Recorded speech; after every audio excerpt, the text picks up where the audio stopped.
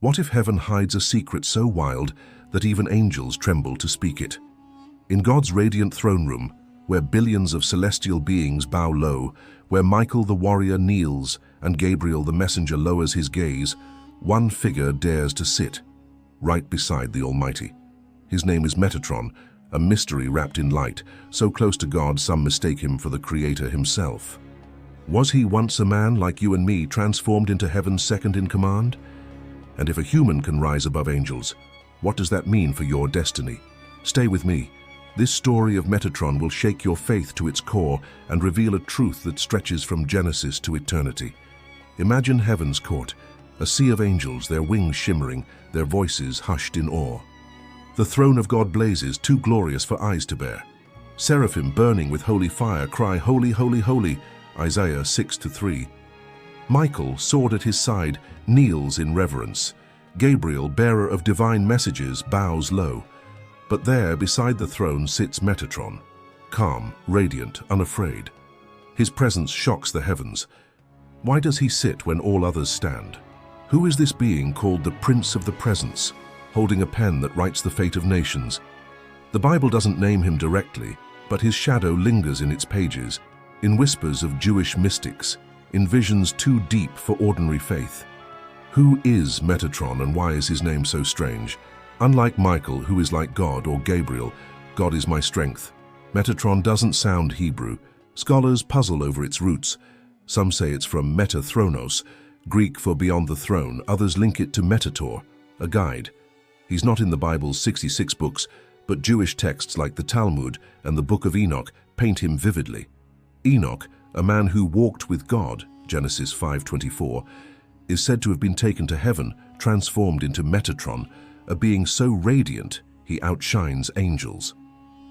Picture Enoch, a humble man of dust stepping into eternity, his body remade in fire and light, seated beside God. The thought sends chills. Could a human rise so high? What makes Metatron so special? In Jewish mysticism, he's the Prince of the Presence, the angel closest to God's glory. The Book of Enoch calls him the scribe of heaven, writing in the Book of Life, recording humanity's deeds. He's the guardian of divine secrets, the voice of God's will. Some texts even call him the Lesser YHWH, a title so bold it borders on scandal. YHWH is God's sacred name, unspoken by Israel for its holiness. To give it to Metatron, even in part, suggests he carries God's authority like no other. Imagine the awe, an angel reflecting God's glory so brightly, he is mistaken for the Almighty himself. Was Metatron really Enoch? Genesis 5:24 says, "Enoch walked faithfully with God. Then he was no more because God took him away. No death, no grave, just gone." Hebrews 11:5 adds, "By faith Enoch was taken from this life, so that he did not experience death." The Book of Enoch, though not scripture, expands this. God transformed Enoch into Metatron, clothing him in light, giving him 70 names to match God's titles. I think of my friend Amir, who wondered why Enoch vanished. This story hit him hard. A man, not born an angel, exalted above celestial beings. If true, it's a game changer. Humans aren't just earthbound, we're destined for glory. Why does Metatron's story stir controversy? His titles, Prince of the Presence, Lesser YHWH, sparked fear. Early rabbis worried people would worship him as God, blurring the line between creator and creation. Some Jewish texts, like the Talmud, mention Metatron, but caution against exalting him too far. A story tells of a rabbi, Elisha ben Abuya, seeing Metatron seated and thinking him divine, falling into heresy. The angels rebuked Metatron, saying only God sits in heaven. To avoid idolatry, some hid his story, keeping it in mystical texts like the Zohar or Enoch. It's heartbreaking, a truth so powerful it was buried to protect faith. How does Metatron echo in Scripture? Though not named, his shadow falls across the Bible. In Exodus 23:20-21, God says, "I am sending an angel ahead of you. My name is in him." Is this Metatron, bearing God's authority? Daniel 7:13-14 describes a son of man approaching the Ancient of Days given dominion. Could this hint at a human exalted like Metatron? I've read these verses, feeling a tug of wonder. God's plan weaves mysteries we barely grasp. Metatron's role as scribe recalls Revelation 20:12, where books are opened at judgment. His presence whispers, God elevates the humble, even above angels. What does Metatron's story mean for us? If he was Enoch, a man of flesh, his ascent screams hope. Hebrews 2:7 says, humans were made a little lower than the angels, but crowned with glory. Enoch's mass transformation shows we were not stuck in dust. God can lift us higher than we imagine. I think of my cousin Sarah, who felt worthless, trapped by failure. Learning about Enoch gave her hope. If God exalted him, he can redeem her too. Metatron's story isn't just about an angel. It's about our destiny, to rise through faith, to sit with God in eternity. Why was Metatron's story hidden? The rabbis feared his light would outshine God's, leading to idolatry. His human origin challenged the order. Angels are angels, men are men. A man becoming second to God was too wild, too dangerous. Some Jewish mystics whispered his name only to the initiated, guarding the secret like a fragile flame. Yet the secrecy stirs hunger. Why hide a truth so beautiful?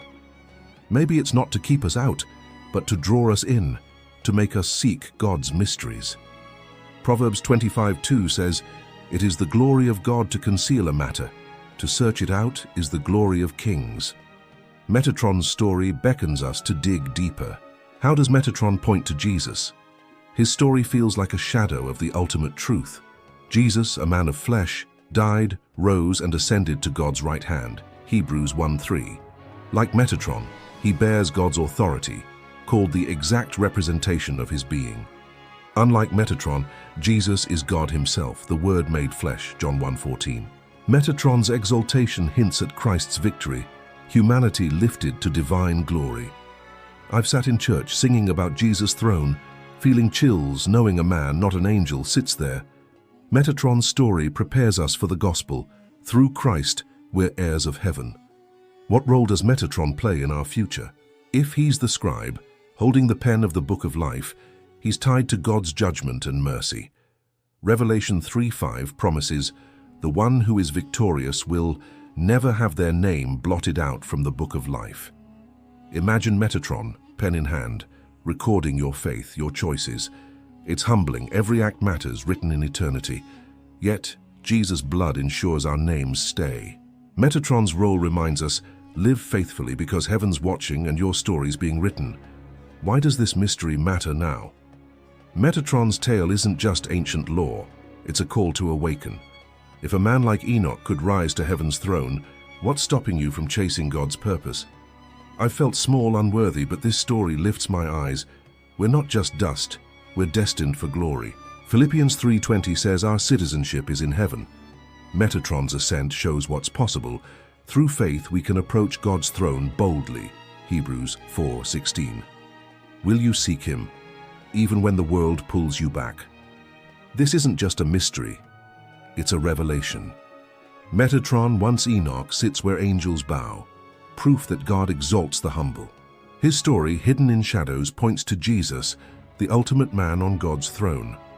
Share this with someone who needs hope. Subscribe, hit that like button, and drop a comment. What shook you most? Metatron's seat, Enoch's transformation, or the link to Christ? Check the description for resources to dive deeper. Let's uncover more Bible mysteries together. Until next time, seek God's glory. You were made for it.